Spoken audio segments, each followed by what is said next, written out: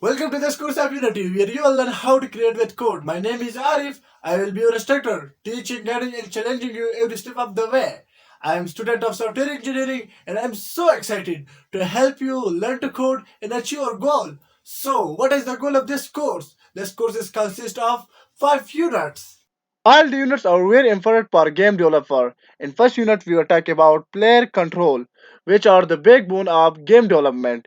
In the second unit, we will talk about basic gameplay, and we will make an amazing game. In third unit, we will add sounds and effects, which will make our game more realistic. In the fourth unit, we will talk about gameplay mechanics. In the last unit, we will talk about user interface, which will make our game pretty and we will really enjoy it a lot.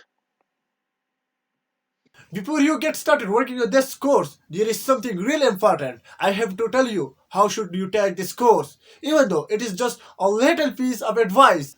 So without further ado, here are the three most important words you will need to know to succeed in this course.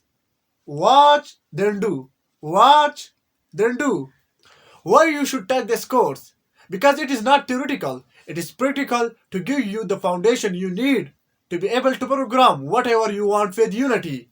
I'm pretty sure you get the idea. So let's do it and let's start creating.